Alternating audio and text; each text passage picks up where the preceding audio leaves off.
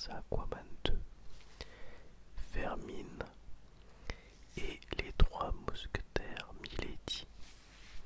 Donc je vais essayer de bien chuchoter près du micro pour que ce soit très agréable pour vous et chuchoter tout doucement parce que je sais que vous aimez bien. Alors on va commencer par Aquaman 2. Je vais être assez confus sur le film, je crois, parce que le film est assez confus lui-même.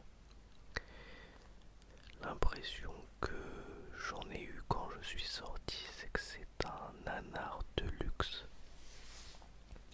Le film est très généreux. Comme le premier, il y a énormément de choses.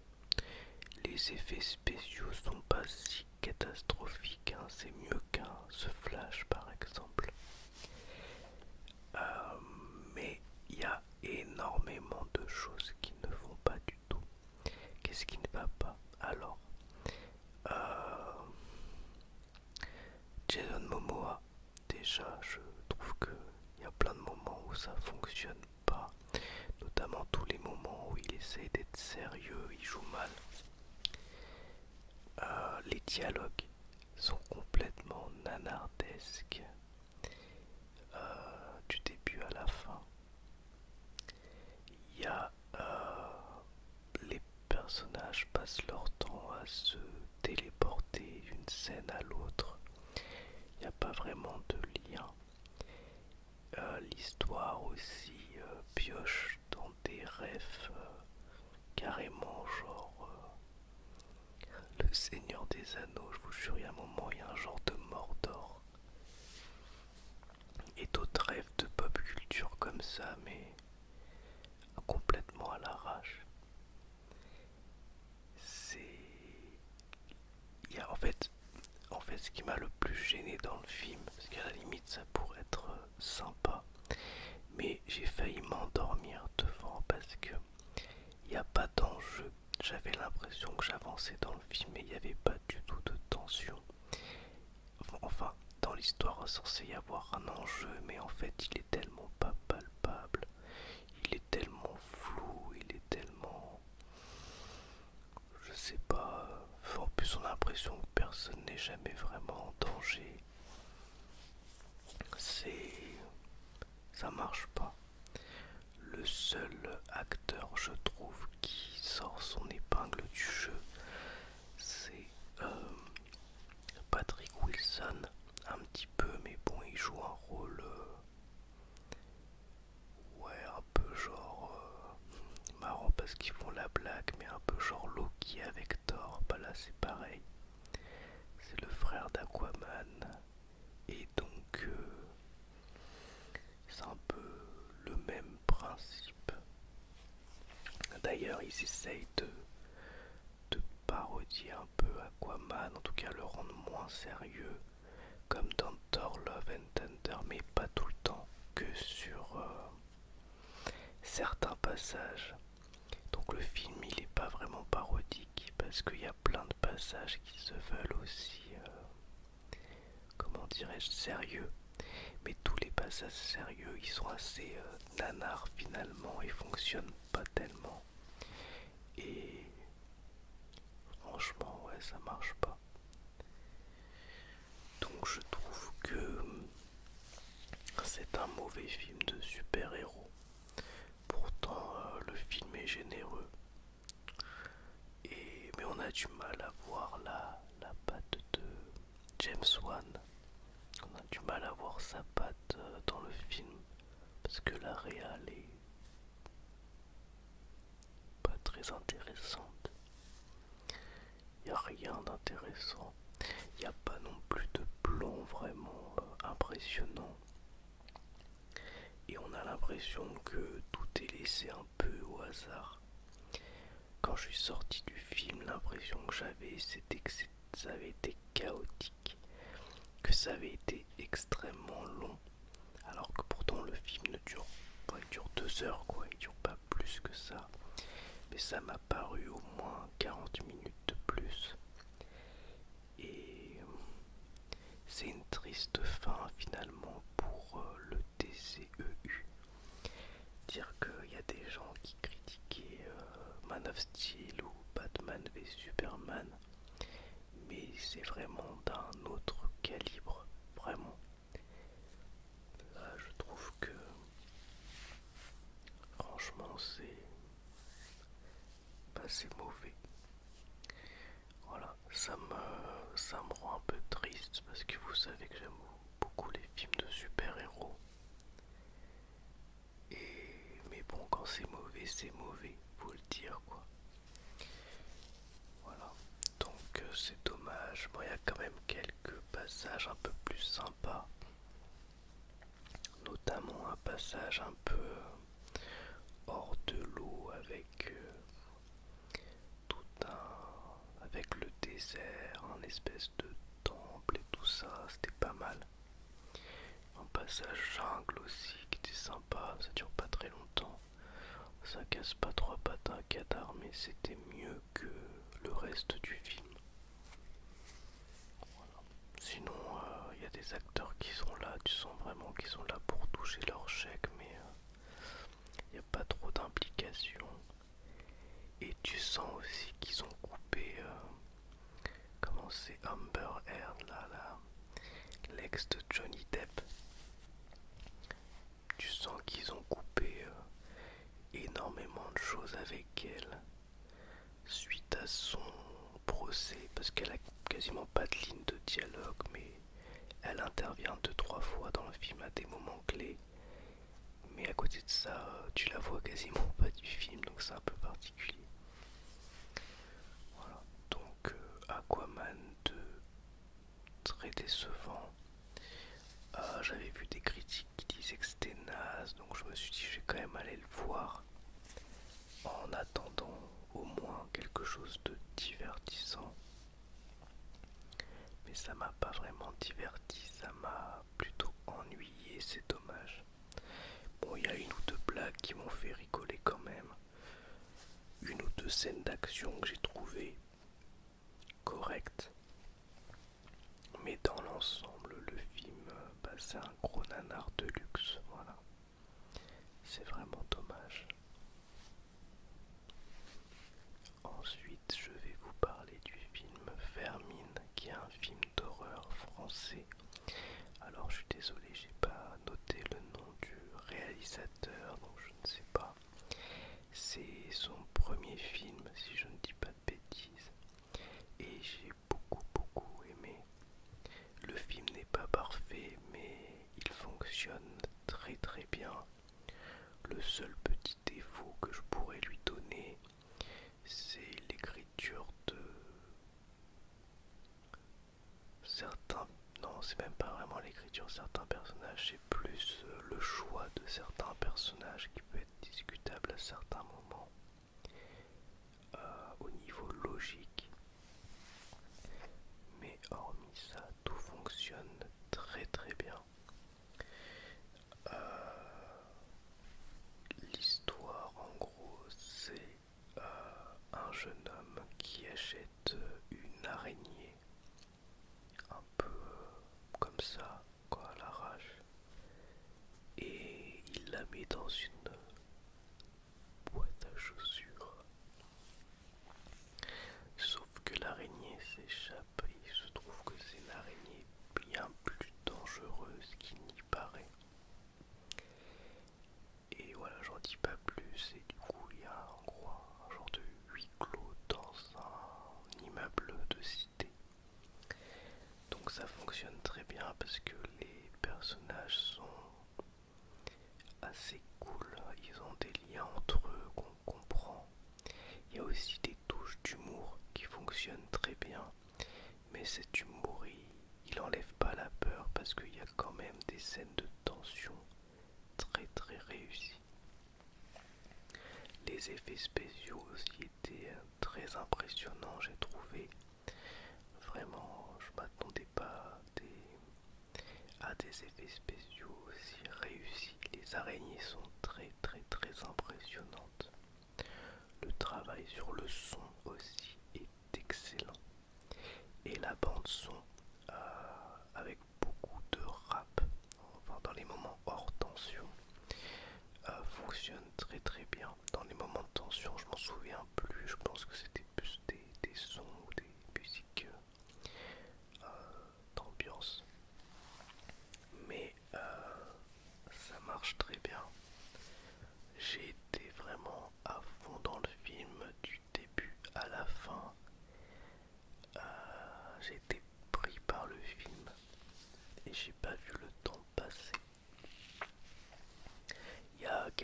petite résolution de situation que j'ai trouvé un peu facile.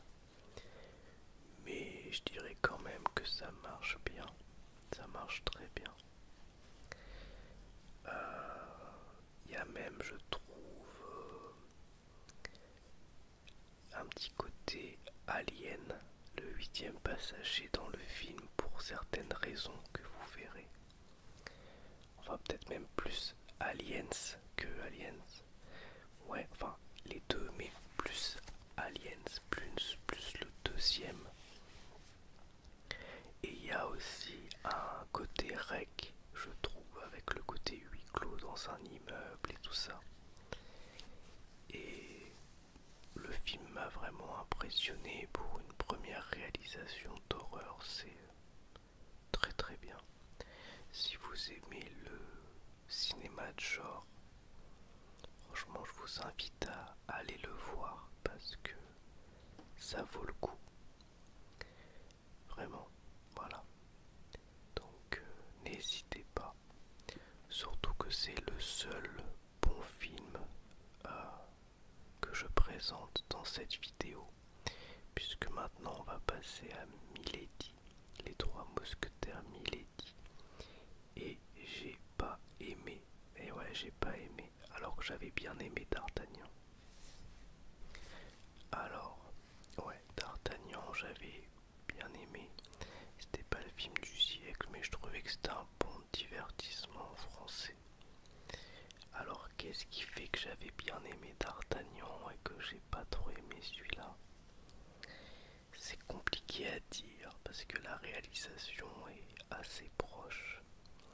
Même si j'ai eu l'impression que la caméra bougeait encore beaucoup plus et que les scènes d'action étaient encore plus illisibles. Mais je crois que dans le premier, ce qui marchait bien, c'était qu'on découvrait l'univers avec D'Artagnan, qui est un personnage assez attachant. Et là, en fait, pendant tout le film, je l'ai pas trouvé attachant, je l'ai trouvé énervant. J'ai eu l'impression d'ailleurs que tous les acteurs jouaient plus mal que dans le premier. François Civil, il y a plein de phrases et plein de moments d'émotion où je trouvais que ça sonnait fou. Pourtant, c'est un très bon acteur, mais je sais pas si c'était la direction, je sais pas, mais là ça marchait pas, notamment dans les scènes ouais, d'émotion, je sais pas. Alors j'ai pas détesté le film non plus. Il y avait quelques bons moments, mais je l'ai trouvé vraiment en dessous du précédent. C'est difficile de savoir vraiment pourquoi. Je crois que j'ai pas été pris par l'histoire. Ça manquait un peu de, je sais pas. Il y avait des enjeux, mais j'étais pas pris dedans. J'étais pas dedans. J'étais pas. Ouais. Il y a toute l'histoire avec Constance, tout ça, mais je sais pas. J'y croyais pas trop en fait. J'y croyais pas trop. J'étais pas trop dedans. Ouais. Le film a rajouté un petit peu, a essayé aussi de développer un peu plus les personnages secondaires, ce qui en soi est une bonne idée parce qu'on les développait pas du tout dans le premier. Mais il y a des arcs qui n'ont quasiment aucun intérêt en fait dans le film. Et ça aussi peut-être ça m'a sorti du film, notamment tout le délire avec la sœur de, je sais plus lequel c'est, Porto je crois, bref, son, son histoire de sœur et tout ça, qui est enceinte, où il lui cherche un mari et tout, c'est un peu ridicule. Je dis pas que c'était pas un peu rigolo, mais je sais pas, ça sortait du film, je trouvais que, bah, en fait, je sais pas, c'est un peu comme si tu essayais de développer des personnages, mais comme dans une série. En fait, je crois que c'est ça le problème. C'est que le premier, j'avais l'impression de voir un film. Et ici j'avais l'impression de voir une série Netflix et que le film y prépara une troisième partie, une quatrième partie, etc. comme une série, alors qu'à la base ça devait être un diptyque. Et d'ailleurs il se termine sur un cliffhanger un peu, je sais pas. Donc un peu déçu. Mais le cliffhanger m'a quand même donné envie de voir la suite, c'est ça le pire. J'ai pas passé un trop mauvais moment comme pour Aquaman 2, mais je dirais que je m'attendais à quelque chose du niveau du premier et je l'ai pas eu. Je sais pas, il y a trop de scènes qui manquaient d'enjeu, de choses qui avaient pas vraiment d'importance. Ça manquait un peu de moments épiques, les scènes d'action étaient difficilement visibles, des fois on comprenait rien du tout à ce qui se passait. Le jeu d'acteur, je l'ai trouvé plus mauvais aussi. Et puis le film s'appelle Milady, mais finalement, moi je pensais qu'on allait prendre son point de vue, et du coup que ça allait être intéressant vu que le premier s'appelait D'Artagnan et qu'on avait le point de vue de D'Artagnan. Mais en fait pas du tout. En fait pas du tout, c'est juste pour donner un nom au diptyque, mais on a toujours le point de vue de D'Artagnan, mais on a juste le point de vue d'un D'Artagnan relou. Voilà, un D'Artagnan moins attachant et plus émo D'Artagnan. Voilà, je sais pas si je peux le dire comme ça. C'est dommage parce que ouais, j'aime bien François Civil et j'aimais bien l'interprétation un peu naïve du personnage dans le premier. Là, ça marchait pas trop. Après, il lui arrive des choses qui font qui changent, mais je sais pas, j'ai plus de mal avec le personnage. Voilà. Donc, bon, si vous avez vu le premier, bon, allez le voir quand même parce que, bah, pour voir quoi. Mais moi personnellement, j'ai été un peu déçu. Ouais. Mais c'est difficile d'expliquer vraiment pourquoi, parce que finalement, au niveau de la réalisation, c'est assez proche. Mais j'ai eu l'impression que c'était tout un cran en dessous. Et je sais pas vraiment expliquer pourquoi. S'il y a des gens qui l'ont vu, qui n'hésitent pas à me donner leur avis aussi, savoir si c'est moi qui... Bah, si c'est comme le premier ou si c'est moins bien, si c'est moi du coup qui ai mal vu le film ou pas, je ne sais pas. En tout cas, qu'il l'ait ressenti comme ça. Voilà donc pour cette vidéo critique avis sans spoil sur 3 films. J'espère que ça vous aura plu. Merci à tous, au revoir, à bientôt pour une nouvelle vidéo ASMR.